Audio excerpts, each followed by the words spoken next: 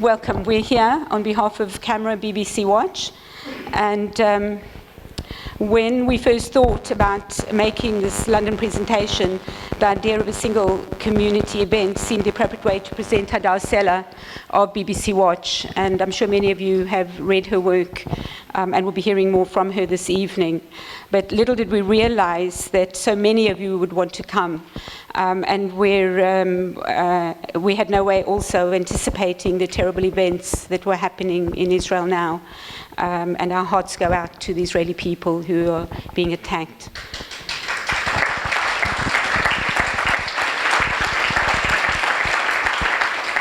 And it's therefore both regrettable and heartwarming at the same time that you are here. And it's regrettable because the need for such a discussion exists at all. But it's heartwarming to realize how important this event is and that you are here to come and hear what our speakers have to say and hopefully get involved so that we can sort this thing out once and for all. Given the recent articles by Lord Grade and Sir Eric Pickles regarding specifically the BBC reporting about Israel in the Middle East, the question we ask tonight is, how does BBC coverage of Israel impact attitudes towards Jews in the UK? We have tonight a speaker who's not on our program, and as a big surprise, we bring you the keynote speaker, who is Professor Richard Landis, who will be...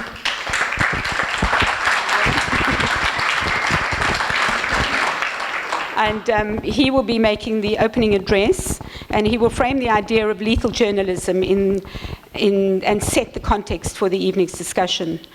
Professor Landis was a professor of history at Boston University and is now a senior fellow at the Center for International Communication at Bar-Ilan University in Israel. Trained as a medievalist, his work focused on apocalyptic and millennial beliefs. His most recent publications include Heaven on Earth, The Varieties of the Millennial Experience, and The Paranoid Apocalypse, a 100-year retrospective on the protocols of the Elders of Zion. He and his associates have created an Institute for Cognitive War Research whose primary focus is the ways that Western journalists unwittingly enable the cognitive war campaigns of their own society's enemies. And following on, I'll introduce all the speakers now, and then I can just keep out of the way and they can get on. So following on from that is Dr. Dennis McCohen, who is seated over there.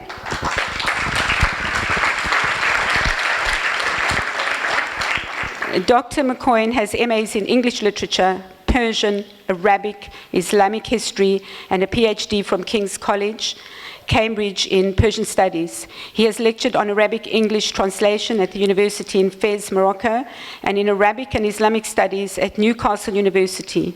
He has been editor of the Middle East Quarterly and is currently a distinguished senior fellow at the Gatestone Institute, New York, and he has published over 40 books.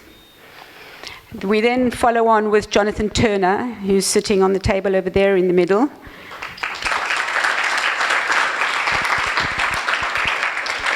And Jonathan's topic is, does the BBC Charter hold to a different standard from commercial media outlets, and how can its complaint system be used effectively?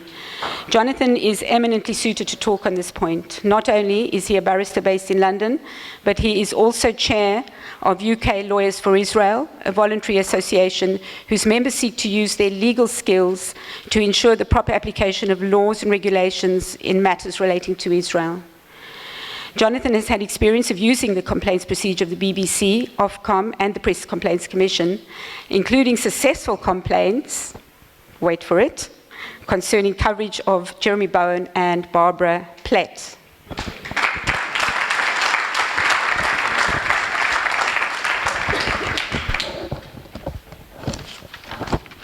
And following on from that, we have a lady who shares my surname.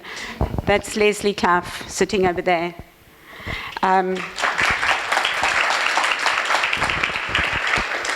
Leslie happens to be my sister-in-law, and she's not here because of that reason. She's here because she's an expert in her field. And her topic is, does media coverage of Israel affect attitudes towards British Jews? Leslie is a senior lecturer in law at Sheffield Hallam University, and until 2012 was an affiliate professor of law at Haifa University in Israel. She is associate editor for the Journal for the Study of Anti-Semitism, a member of the editorial advisory committee of the International Journal of Social Research Foundation, serves on the academic advisory board of the Louis D. Brandeis Center for Human Rights Under Law, board member of the Berlin International Center for the Study of Anti-Semitism, and a member of UK Lawyers for Israel. And following on from that is the star of the show, Hadar Seller.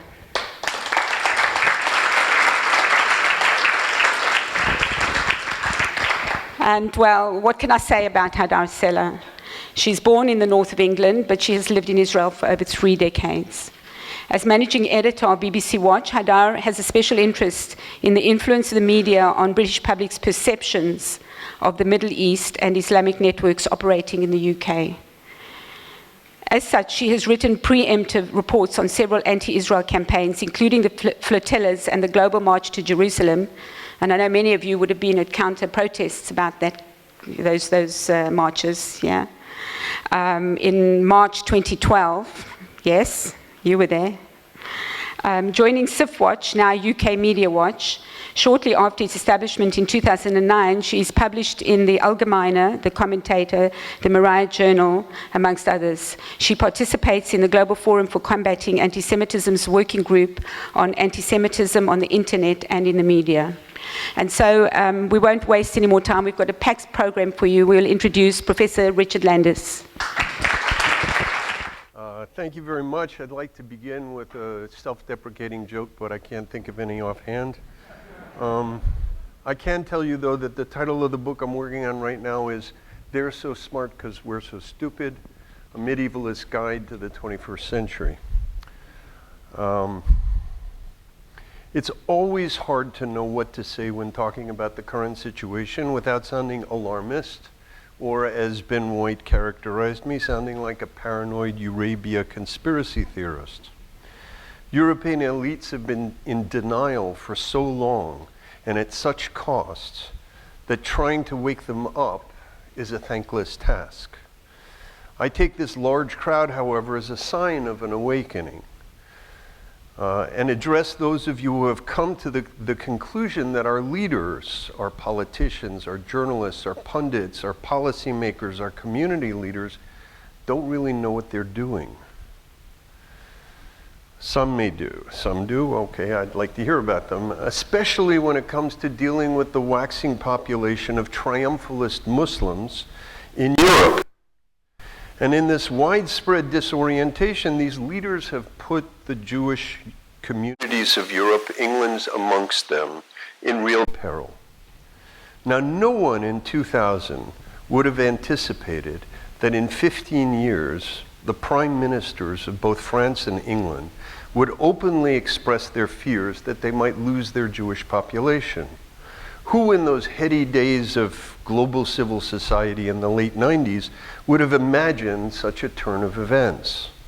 When I spoke with Rabbi Sachs in 1997 about my fears of returning anti-Semitism at the turn of the millennium, based on my work in the Middle Ages and on millennialism, he, like so many others that I spoke to at the time, found such a notion close to absurd. But even I didn't imagine that it would take the form of European sovereign nations allowing or not being able to stop triumphalist Muslims from chasing Jews from their midst. My remaining remarks will be addressed to 2 points: how this happened and why it happened. And I'll leave to my fellow panelists to document, on the one hand, the sad tale of journalistic malfeasance, and suggest where to go from there. My goal is to place this tale in a larger framework and understand how self-destructive it is for journalists to so behave. So part one, how it happened. This is a tale of how a school of lethal journalists, that is to say journalists who reported Palestinian war propaganda as news, turned out to be own goal war journalists. That is, that they reported their own enemies' propaganda as news. And in so doing, contributed to the spread of a poisonous hatred of Jews and other defiant infidels that continues to gain momentum to the point that it has brought you all out to find out more about what's going on and what can be done. You will hear much tonight about how awful the BBC's coverage has been about Israel. And many of you will, completely appropriately, feel sorry for yourselves and your people, given how grossly unfair and grossly unprofessional the BBC and more broadly the mainstream news media's coverage of the conflict between the river and the sea. Tonight, I'd like to take a look at the larger pattern of this behavior. From the outbreak of the Second Intifada in October 2000, Western journalists, the BBC in the lead, followed the following modus operandi in case after case, with virtually no in-course corrections. One can characterize it in terms of a frame for the story and best practices for reporting, for gathering information. Over the last 15 years, journalists have consistently, over the last 15 years at least, they have consistently adopted the frame for its news of the Israeli Goliath oppressor and the Palestinian David victim. Little good and much bad about Israel, little bad and much sad about Palestine. And to match this frame, journalists have adopted the following best practices. A, report Palestinian accounts of Israeli atrocities as credible news. B, minimize Israeli counterclaims. C, when wrong, barely correct, if at all. And D, move on to the next lethal narrative. The BBC's enduring shame over their reporting from Jenin in 2002 stands today at their site for all to see. One awful, inaccurate piece after another, and now, 13 years later, no corrections, no revisions, no lessons learned, no learning curve.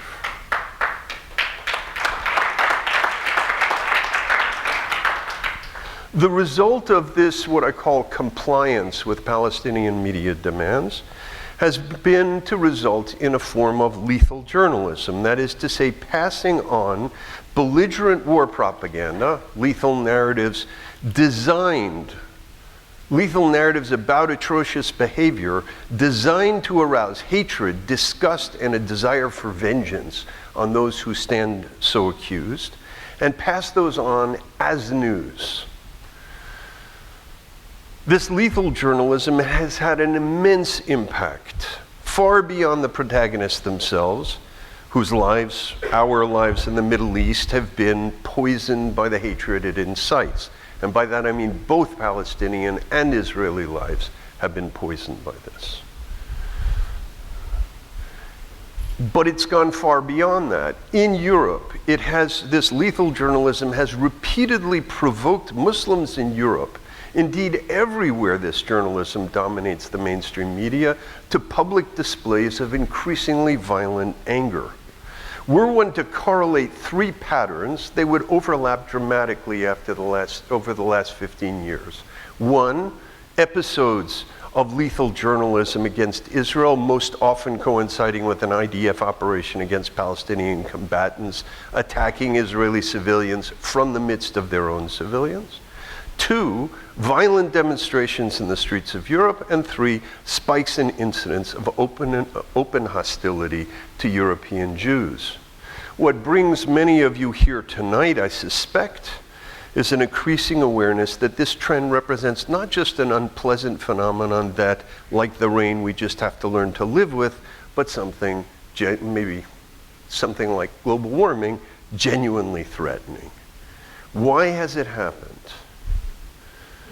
Now, some of us think this lethal journalism comes either from anti-Semitism or from some kind of post-colonial ideology that identifies the Palestinians as the indigenous population and the Israelis as the colonial invaders.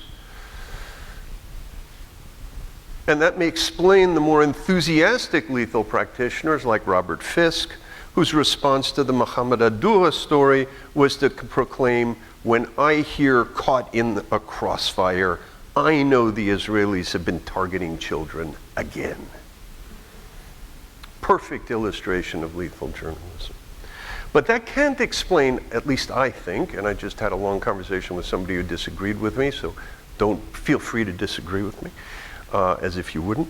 But that can't explain the pack journalism, the near unanimity of adherence to the Palestinian narrative by journalists from any outlet, even the notoriously right-wing Fox News.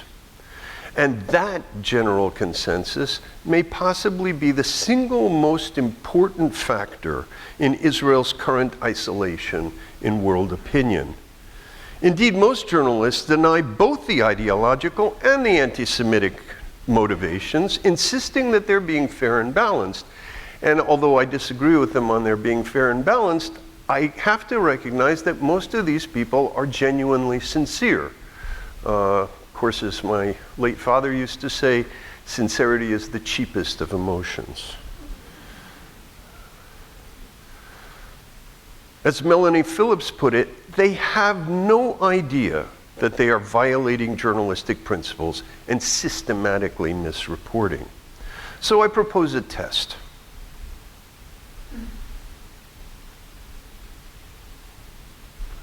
A compliance index. Compare what the news media says in their own voices with what Palestinians want them to say, and you get a sense of the overlap between the two discourses. Then factor in the cases in which the Palestinian claims were wrong, false, deliberately malicious, like Jenin massacre, Al-Fakura school, Shati refugee camp, the list could go on forever. And yet, the media still supported Palestinian claims, even promoted Palestinian claims, and you come up with what I call a compliance rating. No good reporter, it seems to me, would want a compliance rating of more than, say, 50%. And certainly in cases where the side whose story they were carrying was wrong, it seems to me, or in cases where the demand from the Palestinians was to report a false story, one would hope that they would have a compliance rating of around 10. And yet, my suspicion is, and I haven't actually set up the formal test, but the preliminary investigation indicates that we're probably dealing with a compliance index of in the 80s or the 90s. And I think ironically, the bigger the institution, I'll try and explain this in a moment, the bigger the institution, BBC, New York Times, Reuters, AP, AFP, the more likely they are to be compliant. So how can one explain this? I personally think that there's a pervasive culture of intimidation, both from Palestinians on the one hand and from journalistic colleagues who avoid unpleasantness by complying with their demands and socialize the next generation. Let me illustrate what I mean with an anecdote about compliance. On July 28, 2014, bombs hit both Shifa Hospital and the nearby refugee camp Shati. The streets at the time were filled with children celebrating during a truce in honor of Eid al-Fitr. Over 40 people were injured, including 11 children killed. Hamas immediately blamed Israel, as did several journalists on the scene, including the now notorious Ayman Mohyeldin of NBC. Israel responded rapidly with radar trajectories showing that the rockets came from Hamas. Subsequently, even Amnesty International and the UN Human Rights Council acknowledged that this was in fact an own-goal rocket attack, a friendly fire rocket attack. The BBC, however, repeatedly played the story as he said, she said, withholding from the people who pay attention to the BBC, withholding the evidence that the IDF produced of these radar trajectories. So that especially those who had no idea that Palestinian rockets daily fall in Gaza, hundreds of rockets fell in Gaza during the 2014 operation, and who assumed that Palestinians would never break a truce protecting their own religious holiday, naturally believed it was Israel. Told Israel denied firing the rocket, the mother of one girl wounded by shrapnel responded to the BBC reporter, "Then who fired it? I ran outside and found my daughters. If the Israelis didn't do it, who did? Did my daughters launch the rocket?" The BBC reporter duly avoided the obvious response to this poor woman. Maybe Hamas did it. In running her interview and not mentioning the possibility of Hamas's responsibility, he thoroughly reinforced the Palestinian narrative. And when the UN Human Rights Report came out confirming the Israeli version of stories, that it was a Palestinian rocket, the BBC said nothing about it. I consider this a compliance rating of in the 90s. But one of the most eloquent tweets of the summer came from an Italian reporter, Gabriele Barbati, concerning precisely this Shati refugee camp affair. Written the day after the strike, he tweeted, "Out of Gaza, far from Hamas retaliation, misfired rocket killed children yesterday at Shati, proof militants rushed and cleared debris." So the truth was obvious to any serious observer on the spot. In a serious journalistic environment, we would not have to wait months for a report to hear the correct scenario. Not in the words of the Israelis, he said, but in the voice of the journalists. Note that Barbati had to leave Gaza and the danger of Hamas retaliation before he could say what he did. While there, he did not dare say it, and neither did any other journalist. Certainly not a BBC journalist. This is not a serious journalistic environment. It's a seriously intimidated one. Even the Foreign Press Office, this is in Jerusalem, and it's made up of foreign correspondents, even the Foreign Press Office came out with a report, found the situation in Gaza so outrageous that for the first time in its long history of complaints against Israel, they condemned Palestinian intimidation of journalists. This led not to one of the most eloquent, but to one of the most revealing tweets of the summer from New York Times reporter Jody Rudoren, who wrote, "Every reporter I've met who was at Gaza during the war says this Israeli, now Foreign Press Association narrative of Hamas harassment is nonsense." Note the contrast here with Barbati. Rudoren did not go to Gaza that summer. Her tweet was written far from Hamas retaliation, and yet it complies fully with the code of silence demanded by the intimidators. And on one level, I believe Jody's remark. Most of the folks she hangs out with, and I have no doubt that the BBC reporters are amongst them, don't experience harassment, not because it doesn't exist, but because they so extensively comply with Palestinian demands that there is no need for violence.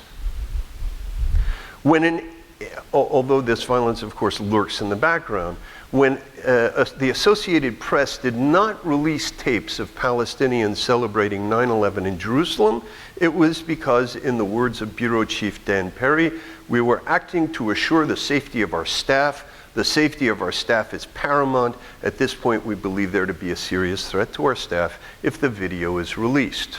And I can come up with a dozen quotes from the New York Times and others, all CNN, all of them speaking about how important it is to assure the safety of our staff, basically confessing to the fact that they're giving in to intimidation. So intimidation suffices to assure compliance. To focus on such matters as Palestinians killing their own children, as they did at Shati and numerous earlier times, or Palestinians preaching genocide against the Jews, which they've been doing for since the days of Haj Amin al-Husseini, would violate critical Palestinian media principles. And accordingly, not only does the BBC comply by not reporting on attacks like the one on the Fogel family, including the horrendous butchering of an infant, but also not reporting on the genocidal incitement by Palestinian political and religious leaders. The compliance of the news media with Palestinian demands effectively means that journalists practice a kind of own goal war journalism, in which, unlike patriotic war journalism, in which one passes off one's own side as one's own side's war propaganda, as news, they pass on their enemy's propaganda as news. They, of course, don't think they're doing that. In their mind, they're cheering on the little guy. But of course, to maintain that delusion, they have to avoid all the information which conveniently Palestinian leadership don't want them to talk about, like how Palestinian Street spontaneously erupted in joy at the news of bin Laden's strike on 9/11. This own goal war journalism, which the BBC has led the journalistic profession in promoting for at least the last 15 years, has poisoned the West with misinformation, much to its own detriment. Like Hamas racketeers who don't seem to mind hitting their own people every once in a while just in order to be able to hit Israel, BBC and much of the Western journalistic profession, shamefully compliant with jihadi demands that they target Israel, have also hit their own societies in the process. Jews complaining about BBC unfairness will not get very far, no matter how justified their complaints. If, however, the larger British and European population became aware of the damage that their own goal war journalism is causing them, as well as causing their Jews, maybe they'd be more inclined to listen. In closing, let me say the following. To say that Britain and the rest of Europe are under attack by triumphalist Muslims who believe that their destiny is to rule over the world strikes many as alarmist, even conspiracy-minded. It's enough to get one kicked off a parliamentary panel lest one embarrass the MP chairing it. But the inability to talk about it actually makes it all the more likely. That is, it strengthens the hand of the jihadis. And with the persistence of own goal journalism that systematically, if unintentionally, feeds jihadi forces, the resulting disorientation can literally be fatal. A friend of mine wrote me a letter from Morocco in 2003 when the French, he's French, when the French were so proud to oppose the United States over Iraq and to humiliate them in the UN. And I was in France at the time, and the French were just so thrilled. Right wing, left wing, didn't matter. They were all thrilled that their government had stood up to America. And he wrote and said, the Moroccans think the French are weak. I wrote back and said, why do they think that? And he said, can anybody guess? They attack their friends and they side with their enemies. And that's a dead giveaway for weakness.